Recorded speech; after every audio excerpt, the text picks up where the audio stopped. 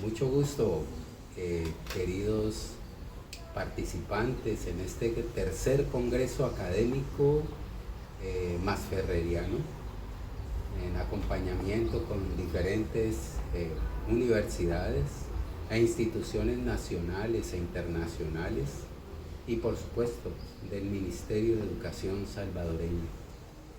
Es un placer y un honor para nosotros, para la Red Iberoamericana de Pedagogía y en particular para mí como presidente de este complejo iberoamericano de docentes, estudiantes, instituciones, asociaciones, ministerios y entidades que coadyuvan por que a través de la educación se puedan formar tejedores de vida y no tejedores para el consumo. Estamos desde Matanzas, quien también nos ha recibido de manera muy cálida en el Congreso Internacional de Saberes Humanísticos, al que también me han invitado para compartir algunas ideas en esta conferencia central que pude impartir en el día de hoy. Pues bien, estamos aquí para compartirles, abuelo de pájaro, los ideales que constituyen la gran filosofía, digamos, de REDIPE, la Red Iberoamericana de Pedagogía, y para invitarlos a que se enreden en esta red con nosotros para generar los mejores escenarios que nos permitan fluir con la vida a través de la educación. Una invitación muy especial no solo al Ministerio de Educación salvadoreño, sino además a todas las instituciones para que se unan al macroproyecto iberoamericano comprensivo, edificador, que agencia REDIPE y al cual ya se han vinculado muchas instituciones, entre otras la Universidad Autónoma de Madrid a través del doctorado en educación y el grupo de investigación en conciencia y competencias. Igual que muchos sectores de la Universidad Nacional de México, la UNAM, en especial de Acatlán, en que también desarrollamos este macroproyecto iberoamericano. ¿Cuál es la finalidad de este macroproyecto iberoamericano? Pues generar escenarios para educar con los saberes, tanto con los saberes humanísticos como con los saberes no humanísticos. Y de esa manera nos marcaremos una diferencia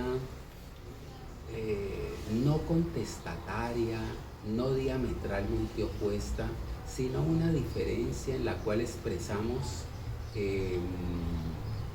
digamos, ciertos rasgos que no nos vinculan al régimen de competencias que domina en el mundo de hoy, sobre todo en los sistemas económicos y educativos. Este régimen por competencias, que tiene bondades, por supuesto, sobre todo por el hecho de coincidir con lo que entendemos por comprensión, es decir, la capacidad de apropiarse de conocimientos y usarlos en contextos. Eso es la comprensión. Y eso es lo que se entiende por competencias, ¿no? La capacidad de saber hacer con lo que sabemos. Ese proceso es importante. Si no fuera porque cuando se usa en el marco de un sentido de la educación que sirva a intereses de poder, pues justamente ahí es la diferencia. Lo que nos interesa desde este macroproyecto iberoamericano, que interesa mucho a países progresistas y a países con sistemas que encuentran en el régimen neoliberal más perjuicios que bondades y que hay que reconocer esas bondades, pues precisamente aboga porque las comprensiones sean genuinamente comprensivas, es decir, donde la comprensión implique no solamente capacidad crítica, capacidad reflexiva, sino también capacidad de hacer en contexto, de hacer situado, pero un hacer flexible y dignificante, porque justamente los poderes del mundo global, poderes financieros, poderes económicos, poderes ideológicos, poderes militares, poderes financieros, buscan es que en aras de maximizar la productividad, en aras de incrementar las ganancias y hacer de estas un tributo personal y no, digamos, un ejercicio para el bien común, pues pensamos que ese no es el sentido que debe tener la educación, porque la educación se pone al servicio de estos intereses, digamos, neoliberales, si se quiere, que de alguna manera destejen vida, erosionan la vida. El cambio climático es un ejemplo de cómo las comprensiones y los saberes científicos y no científicos se ponen en función de la rentabilidad económica en lugar de ponerse en función de la vida. De modo que o ponemos la educación en función de la vida o ponemos la educación en función del mercado. O si se quiere, en función de un mercado, pero para la vida. Porque el mercado es importante. El problema es cuando el mercado adquiere estos ribetes de subjetivización, como se plantea en términos filosóficos. Es decir, cuando interesan más los réditos personales, individuales, en lugar de los réditos comunes. Cuando se afirma solo la individualidad y se soslaya la comunalidad.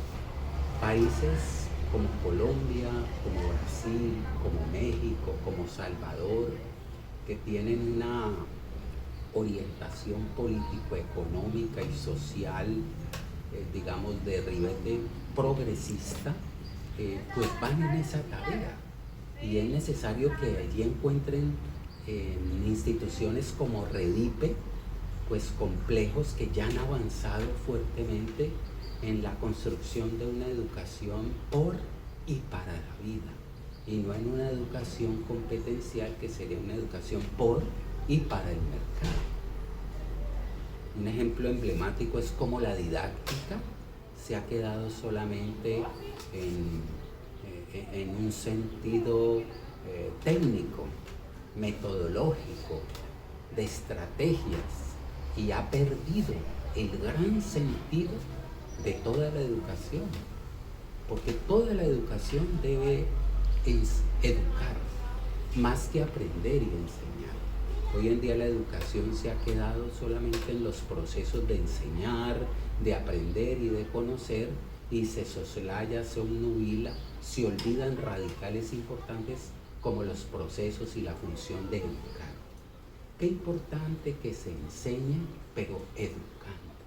Que la didáctica no solamente constituya una mediación, sino que además eduque.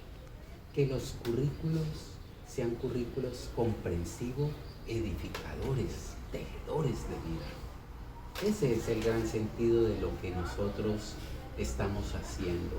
Y en esas ocupaciones es que avanzamos en nuestros desempeños. Generar oportunidades y capacidades para que los sujetos cada vez puedan ser educados, entendiendo por educar el ejercicio de generar oportunidades y capacidades para formar, sí, mejores seres humanos, seres que fluyan con la vida. Pero para eso se requiere una formación en la conciencia. Educar y no adoctrinar en la conciencia. En conciencias comprensivas, reflexivas, pero también en conciencia no racional. Esa capacidad de contemplar, de meditar, de autoobservarse, de construir un sentido de vida de sí, de otredad y de mundo integrado, es decir, de pluriverso, de mundos de mundos. Y bueno, esa es la invitación a la que,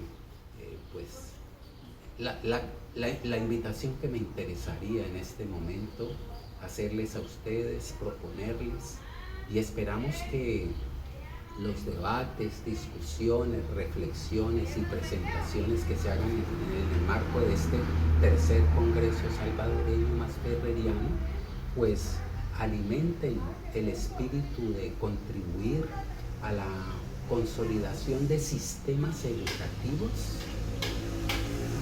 más que competenciales, sistemas educativos comprensivos y edificadores, es decir, sistemas educativos que formen en el desarrollo de conciencias críticas, conciencias reflexivas, pero también conciencias